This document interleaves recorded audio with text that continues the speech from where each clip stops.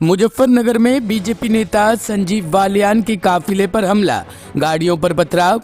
UP के मुजफ्फरनगर में BJP प्रत्याशी संजीव बालियान के काफिले पर हमले की घटना सामने आई है। बताया जा रहा है कि केंद्रीय राज्य मंत्री बालियान शनिवार को खतौली कोतावली क्षेत्र के मडकरिमपुर गांव में एक कार्यक्रम में शामिल होने पहुंचे थे। उसी वक्त कुछ लोगों ने काफिले की गाड़ियों पर हमला बोल दिया और तोड़फोड़ शुरू कर दी। घटना की सूचना मिलने के बाद पुलिस की टीम भी मौके पर पहुंच गई थी। आज शाम समय करीब 8:30 बजे थाना क्षेत्र खतौली के गांव मडकरीमपुर से पथराव की सूचना प्राप्त हुई, जिस पर तुरंत थाना प्रभारी खतौली मैं फोर्स के पहुंचे और इसके बाद क्षेत्राधिकारी खतौली और मैं एसपी सिटी मौके पर पहुंचे। यहां गांव में पहुंचकर जानकारी की गई तो ये पता चला है कि आज शाम को गांव में भारतीय जनता पार्टी के प्रत्याशी द्वारा एक जनसभा की जा रही थी। इस जनसभा के दौरान कुछ असामाजिक तत्वों द्वारा पहले नारेबाजी की गई और फिर उसके बाद में जो बाहर गाड़ियों का काफिला खड़ा था उस गाड़ियों पर पथराव किया गया। उनमें से कुछ गाड़ियों के शीशे टूटे हैं। गांव में अभी वर्तमान में पूरी तरह से शांति व्यवस्था कायम है और कोई कानून व्यवस्था की समस्या नहीं है। इसके अतिरिक्त इस पूरे प्रकरण की गंभीरता से जांच की जा रही है और इसमें तहरीर प्राप्त कर सुसंगत धाराओं में मुकदमा पंजीकृत किया जाएगा और अग्रिम विधिक कार्यवाही अमल में लाई जाएगी। कल करीब 8 साढ़े 8 बजे की बात है। रात के मड़ गांव है, बड़ा प्यारा सा छोटा सा गांव है, भारतीय जनता पार्टी का हमेशा से स्नेह करने वाला गांव है। तो वहां के प्रधान के घर पे कार्यक्रम था तो हम पहुंचे। पहुंचने के बाद मैं तो घर के अंदर चला गया जहां मीटिंग थी।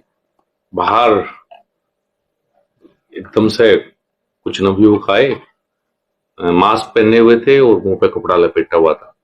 तो पहले गाड़ियों पे लाठी डंडों से हमला किया और उसके बाद कुछ घरों से इंटरलॉक टाइलों से पथराव शुरू हुआ।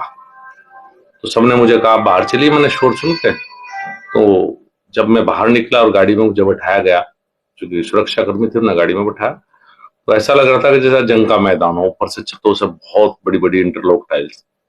तो करीब 15-20 गाड़ियां क्षतिग्रस्त हुई। काफी जो युवा साथ थे उनको चोट लगी।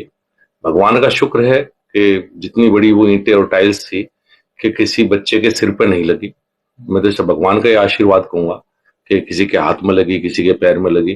तो चोटें हैं लेकिन किसी की जान नहीं गई। जिस तरह से हमला था उसमें किसी की जान भी जा सकती थी, मेरी भी जा सकती थी या किसी और की जान जा सकती थी। तो ऐसा लगता है जैसे सुनियोजित पहले से ही, बिना किसी बात के, बिना किसी उसके, एक तरह से पहले से ही तय किया हो कि ये काम होना है। इस तरह की घटना थी। कौन लोग थे मंत्री जी, पता चला? ये तो पता नहीं लगा, युवा थे यही बताया गया मुझे, चूंकि मैं अंदर था उस समय। मैं तो सबको नहीं देख पाया, मैं अंदर था।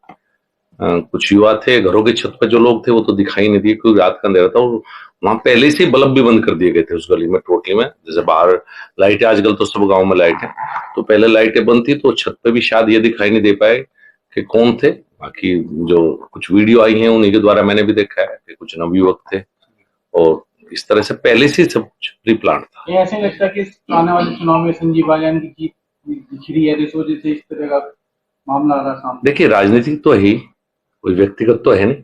व्यक्तिगत चुनाव चल रहा है, व्यक्तिगत किसी से कुछ है नहीं। जो भी है ये हमला पूर्ण तरह से सुनियोजित है। Bureau report, team ANN news.